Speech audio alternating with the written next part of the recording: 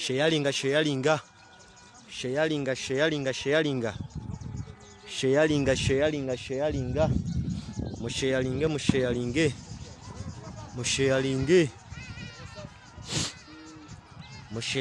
obudde bwonna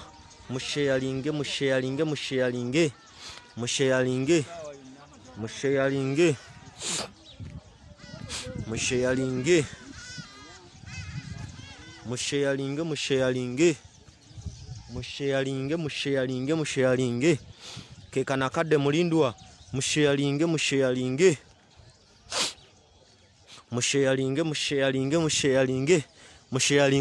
obudde bwonna dakiika tezisukka 2 eddakiika tezisukka 2 eddakiika omula gye bakuba tiya gas eddakiika tezisukka 2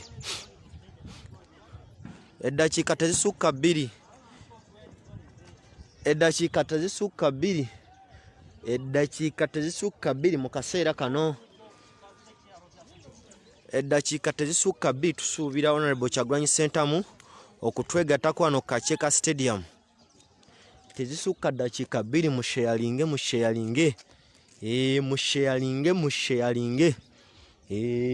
obudde bwonna musharinge obudde bwonna njabasaba musharinge obudde bwonna okuva kati mutambuze video eno musharinge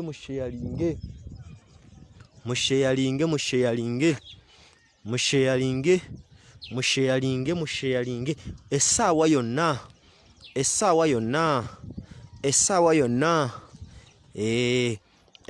yonna president atuuka essaawa yonna njabasaba mukola omulimu gw'omusharinge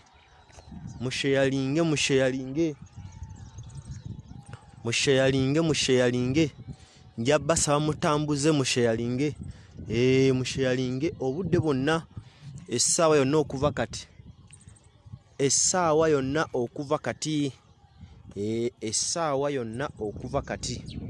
basaba musharinge essaawa yonna okuva kati tusuubira Honorable Kyagulanyi Ssentamu okutuuka wano ku Kacheeka Stadium njabasaba musharinge tewali budde bulala just share and invite a friend. Anytime from now we are expecting the guest of honor, Honorable Robert Kyagulanyi Ssentamu, who is going to launch his manifesto for 2021 presidential bid. I kindly request you, all of you comrades who are watching from different parts of the country, to share this video, to invite a friend. Very soon from now, we are expecting the generational president, Honorable Robert Kyagulanyi Ssentamu, to join us at Kacheeka Stadium. Yes, many people are gathered alongside the Lord, waiting for him. Just kindly share musharinge. Ngezaako okulaba nga mbatuusaako buli kimu ng'embeera bwegenda mu maaso. Obubonero bwonna bulaga nti President wa National Unity Platform atwegattako wano ku Kacheeka Stadium. Security ebyokwerinda by'amaanyi nnyo. Ebyokwerinda by'amaanyi nnyo.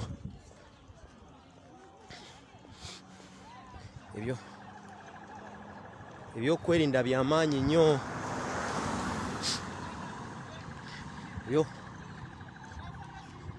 Ebyokwerinda by'amaanyi nnyo. Jakubasaba musharinge bassebo ne bannyabo. Obudde bwonna obubonero bulaga nti Honorable Robert Kyagulanyi Ssentamu atwegasseko wano ku Kacheeka Stadium. Obudde bwonna mulaba ebbugumu, mulaba amaanyi, mulaba okusatira, mulaba ebbugumu erigenda maaso wano ku Kacheeka Stadium. Mulaba ebbugumu, mulaba akasatiro, mulaba ebbugumu, mulaba akasatiro wano obudde bwonna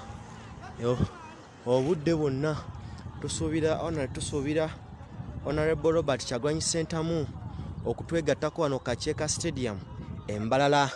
Ebyokwerinda by'amaanyi nnyo bassebo ne bannyabo. Obubonero bulaga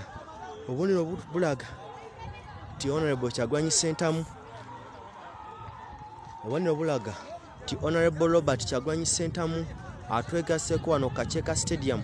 Ganja kubasaba musheyalinge muinvitinge abantu ab'enjawulo bajje batwegatteko,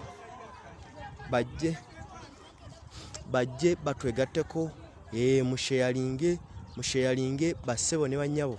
Embeera ya bbugumu nnyo nga bw'olaba wano. Embeera ya bbugumu nnyo. People are waiting on the road. The security are so tight. So very soon we are expecting him to officiate the official launching of the manifesto of Honorable Robert Kyagulanyi Ssentamu. All the signs are showing that anytime from now Honorable Robert Kyagulanyi Ssentamu is joining us here at Kakyeka Stadium. Ebyokwerinda munnange binywezeddwa. Buli w'owulira obugombe bwa poliisi nga bukuba, owulira obugombe bwa poliisi tuwulira tyagasa emitala muyitirivu nnyo. Kugambye embeera ya bbugumu nnyo. Embeera bannange musheyalinge yeno entikka enkulu ey'emikolo. Musheyalinge, nja kubasaba musheyalinge, buli omu asheyalinge ayite munne, buli omu sheyalinga, nja basaba musheyalinge, mukole ekintu kimu. Tulengera security ya Honorable Kyagulanyi Ssentamu, security ya Honorable Kyagulanyi Ssentamu egezaako okumunona. Eyo security yeyo yabasaba musheyalinge. Mugirabye.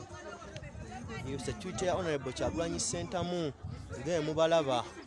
Eyo security. Kugambye embeera ya bbugumu nnyo bassebo ne bannyabo. Embeera ya bbugumu nnyo. Ndowooza olabye ekifaananyi embeera nga bwegenda maaso wano Kakyeka Stadium. All the signs are showing that any time from now Honorable Robert Kyagulanyi Ssentamu is joining the entire delegates to officiate the official launching of the manifesto of National Unity Platform. So I kindly request you to share, comrades, wherever you are. Share. Musheyalinge. Nja basaba musheyalinge.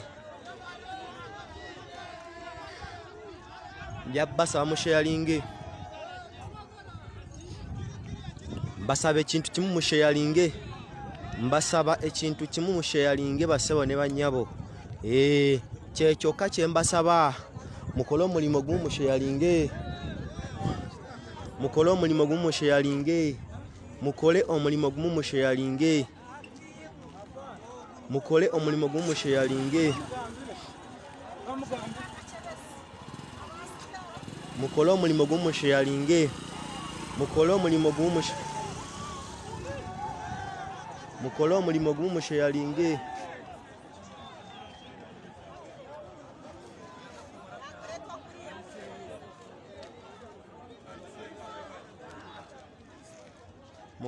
gumusheyalinge. Kyekiriwo musheyalinge. Tugezaako okubala buli ewali ekkubo. Bassebo ne bannyabo. Tugezaako okubala buli ewali ekkubo. Otusuubira nti wayinza okuyitira. Tugezaako okubala bassebo ne bannyabo buli ewali ekkubo. Bwetusuubira nti wayinza okuyita.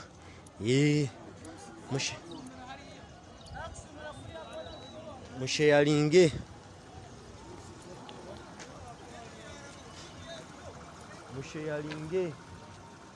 Musheyalinge bassebo ne bannyabo.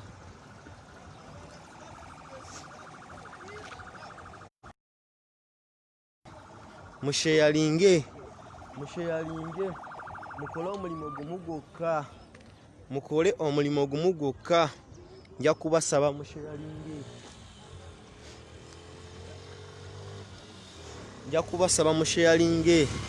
nja kubasaba asobola sheyalinge mukole omulimu gumu musheyalinge basobole musheyalinge nja basaba omulimu gumu gwokka musheyalinge basabo ne banyabo buli omu asheyalinge buli omu asheyalinge byokwerinda biri ggulugulu ngere musobola okulaba buli omu asheyalinge nyina kubasaba buli omu waali asheyalinge tetujjako live eno paka Kampala buli omu asheyalinge bonero bulaga ti obudde bwonna Honorable Robert Kyagulanyi Ssentamu atwegattako wano Kakyeka Stadium basebo ne bannyabo musheyalinge musheyalinge mwinvitinge abantu ab'enjawulo basebo ne bannyabo basaba musheyalinge nja kubasaba musheyalinge nja basaba musheyalinge musheyalinge obudde bwonna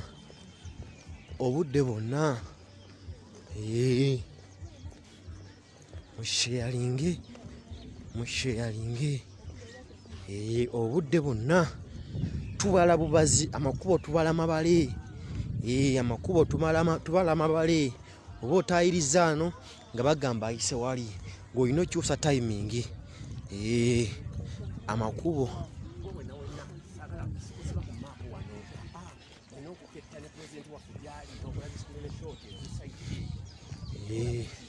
obudde bwonna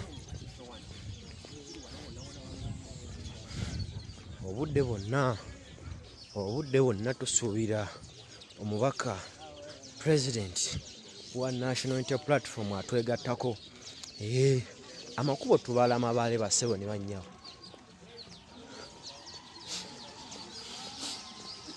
obubonero bulaga nti atuuse bannanga atuuse wulira akalulu wulira essanyu wulira akalulu wulira essanyu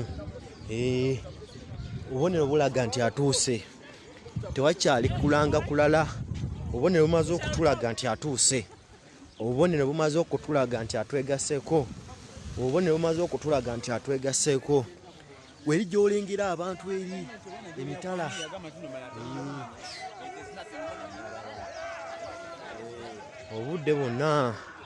obudde bwonna tetuyinza sukkako wano obubonero bulaga nti atwegaseeko obubonero bulaga basebo ne bannyabo obubonero bulaga nti omubaka Honorable Robert Kyagulanyi Ssentamu atwegaseeko nja kubasaba musheyalinge nja saba musheyalinge mwenna buli asobola sheyalinge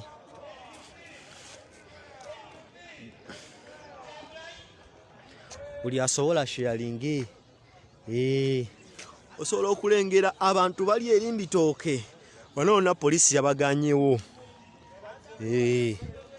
obudde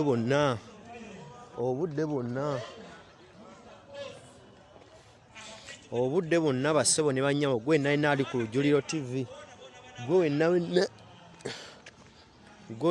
ku Lujuliro TV gwe wenna ali ku Lujuliro TV gwe wenna ali ku Lujuliro TV njagala okutegeeza nti obudde bwonna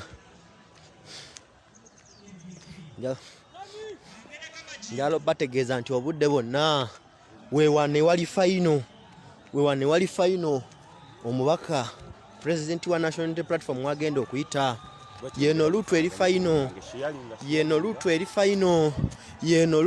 fayino bonna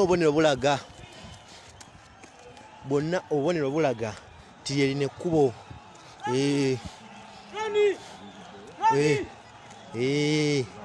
ndowooza musobola okulengera abamu balina mu nkofiira za yero gye kisinga okukakasa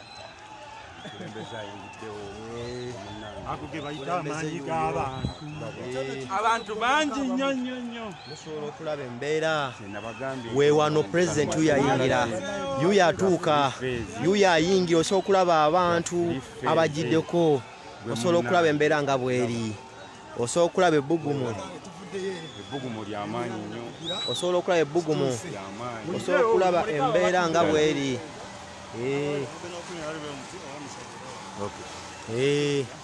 osobola okulaba embeera nga bweri embeera bwetyo bweri embeera bwetyo bweri abatinagambye embeera bwetyo bweri bonna obubonero obutulaze bwonna obubonero obutulaze kyayingidde yuyayingira yuyayingira yuyayingira yuyo ayingira yuyo ayingira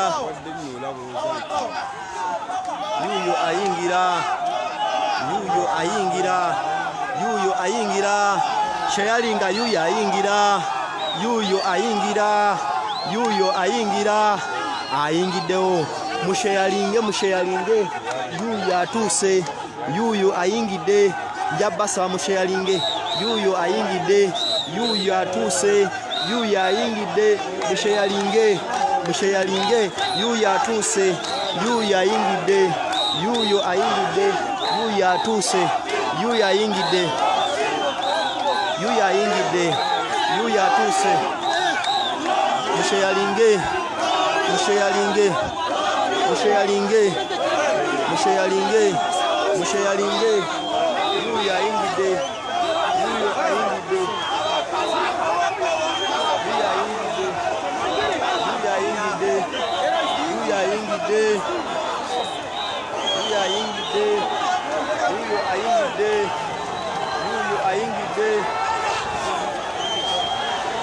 yuyo ayingidde musheyalinge musheyalinge musheyalinge yuyo yuyo yuyo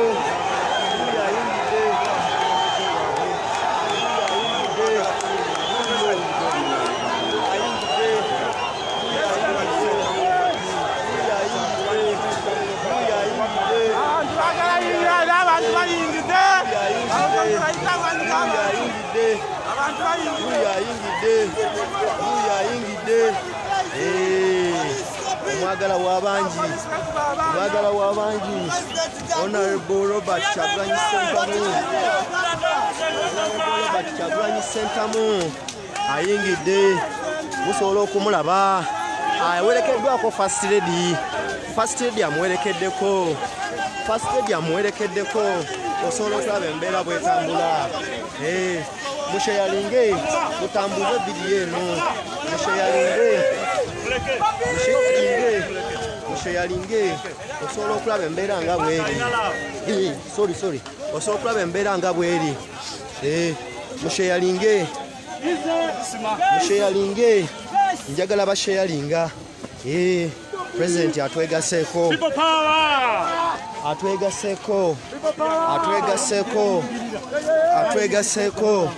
musheyalinge njabasaba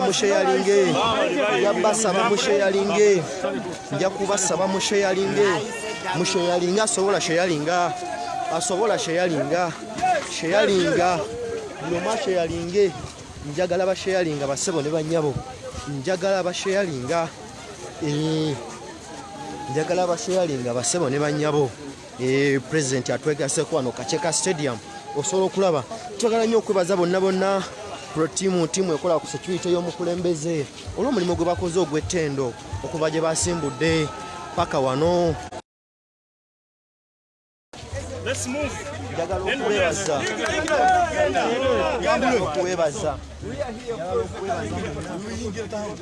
njagala okubeebaza mwenna obwedda bali live njagala okubeebaza mwenna final omukulembeze atuuse kikola mulimu gumusheyalinga kola omulimu gumu osheyalinge. Kola omulimu gumu osheyalinge. Kola omulimu gumu osheyalinge. Kyoba okola kyokka nyamba osheyalinge. Nyamba osheyalinge. Nyamba oshe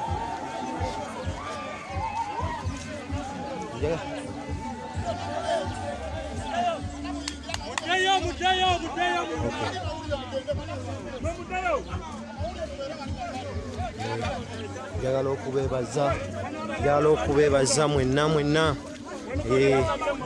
njagala okubeebaza mwenna bassebo ne bannyabo abali ku Lujjuliro TV. Mbasaba kimu musheyalinge. Mbasaba ekintu kimu musheyalinge. Kimu musheyalinge. Musheyalinge. Keekana akadde mulindwa. Keekana akadde mulindwa. Keekana akadde mulindwa.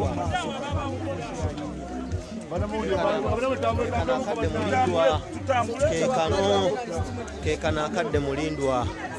Musheyalinge. Musheyalinge. Basaba kimu.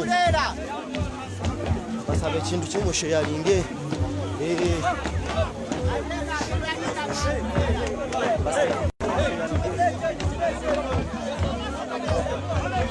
Yalo basaba ekintu kimu musheyalinge.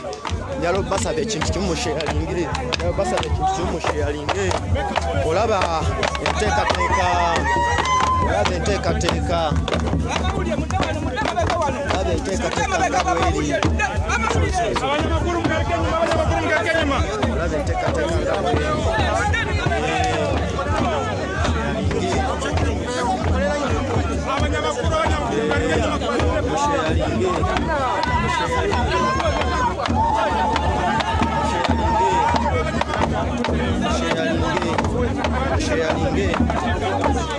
Honorable Mathas Mpuga Samba, Honorable Linda Zedriga, abantu bangi abaka parliament bangi nnyo.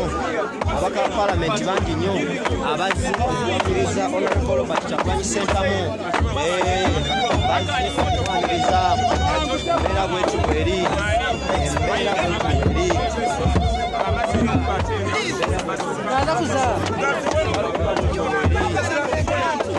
Embeera bw'etyo bw'eri. Embeera bw'etyo bw'eri.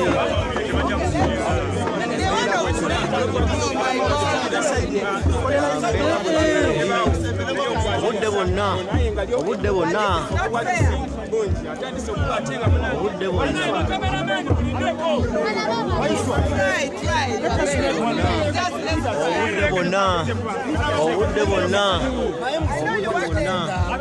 obudde bwonna president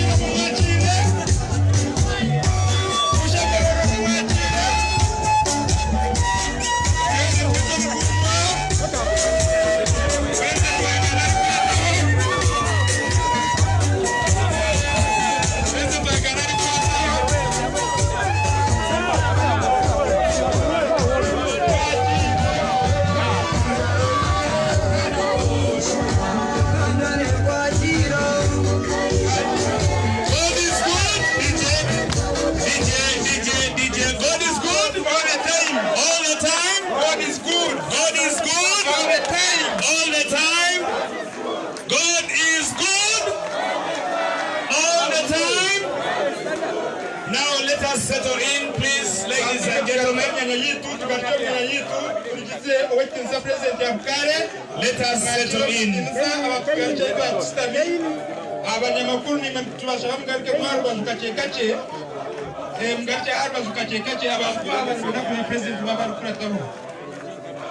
Now we want space. Let us have the singing of the national anthem.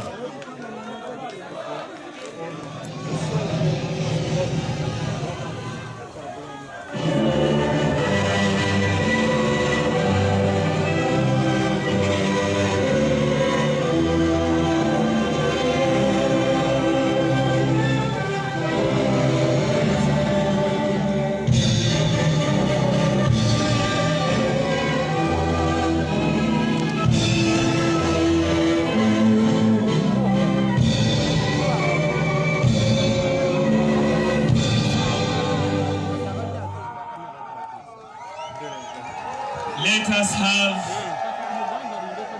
the struggles anthem.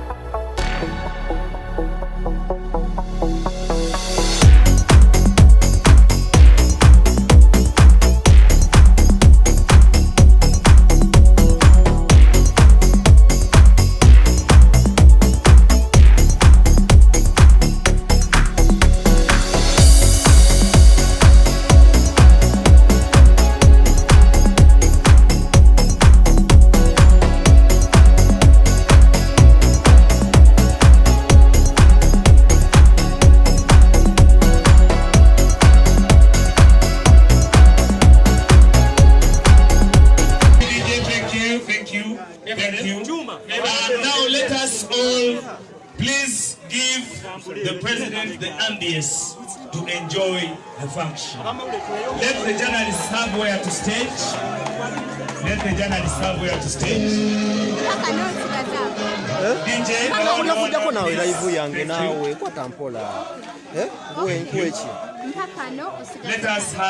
let us have the media please first of all settle in.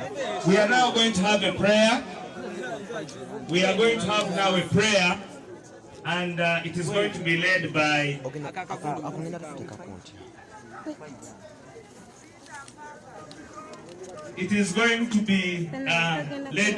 Mpaka, if he's around.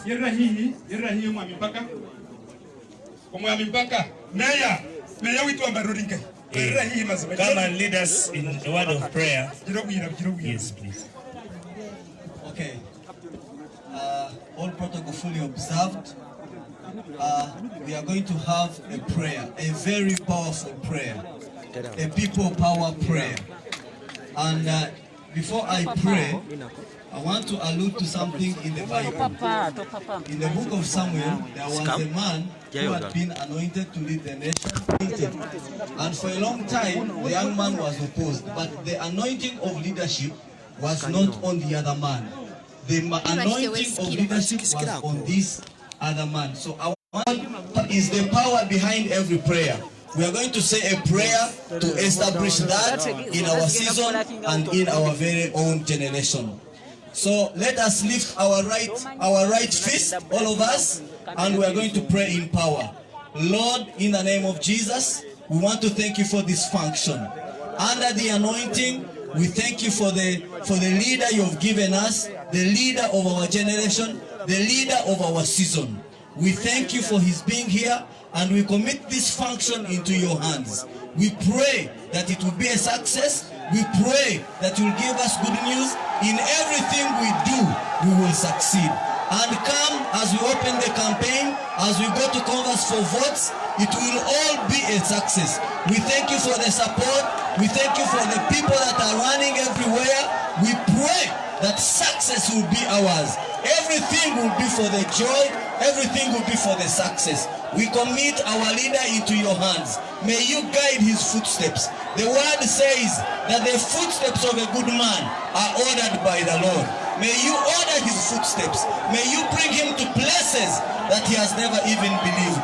Mukama ntushaba omuherezo amajuta go kwebembera abantu bona bamukunde bona haraze ense mwachire abakazi bamwachire abashija bamwachire eminyete mwachire abagurusi bamwachire nturagira ense y'omwoyo okwachira Robert Kyagulanyi Ssentamu hamwe n'abebembezi ba Nupu na n'omukoro ogu tukuteka mu mikono yawe webale omwizina lya Yesu Kristo mukama witu washaba. Amen. Amen. People power. Thank you so much. Yeah, thank you very much. People power. People power. Our power.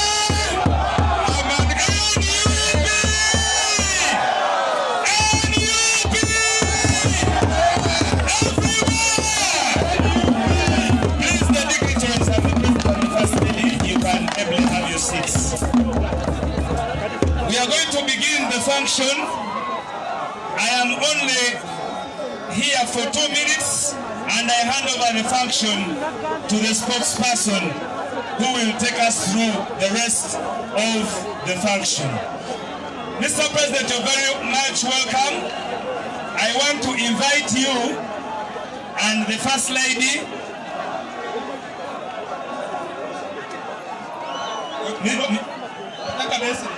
Mr.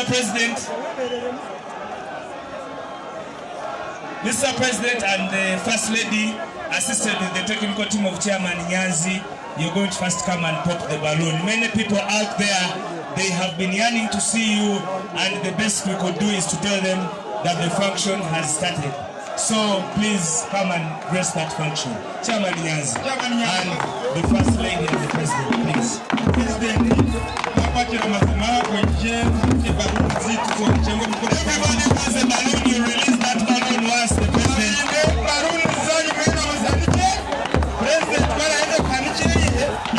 with the balloon, everybody with the balloon. Everybody with the balloon. Mr. President, that song is the theme song of today.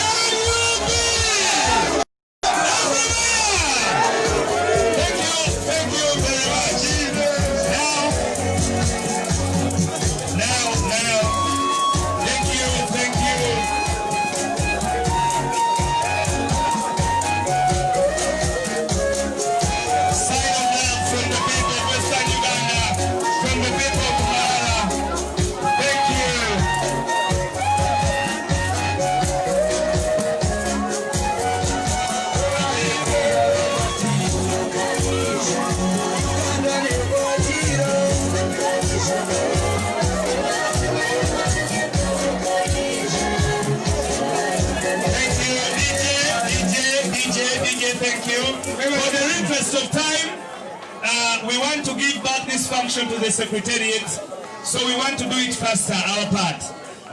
The troops, the dancing troop, the Western dancing troop, it is your time to give us a performance. However, the media, very humbly, find somewhere appropriate for yourselves, such that we can have the function for everybody.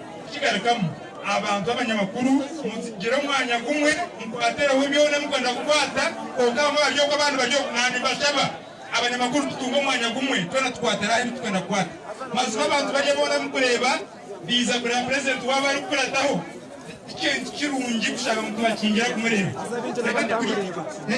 The cameras will be down, but we want the function to start. So,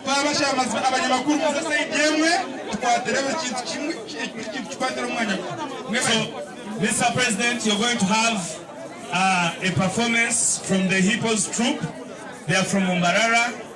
They are here to entertain us with the culture, the very rich culture that comes from Western Uganda. We are very glad that you're here. As you have realized, the masses have still made the night against the armed forces. They are here with us and they are social distancing. So let us have the function by having the performance of the Hippos troupe.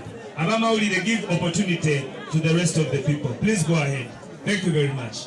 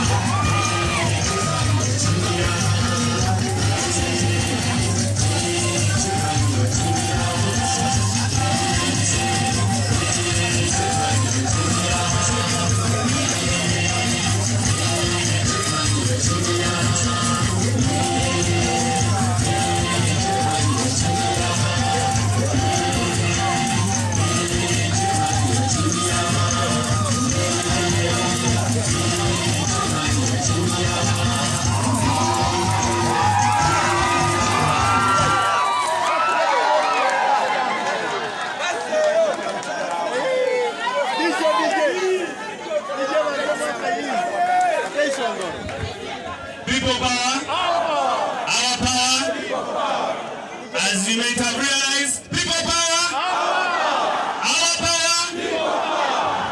Now here we are having a function that was designated by the Electoral Commission. It is fully in the hands of the Electoral Commission. It was cleared by the police, and I want to thank you people here who are designated to come. However, the security is recognizant of the fact that the might of the people has overpowered the system and they are up there. So we are going to engage them such that they remain calm, and we have deliberated that with the police. They have agreed. So let us stay calm, let us stay organized. I think the generation can ably organize in all the tough times. I thank you very much.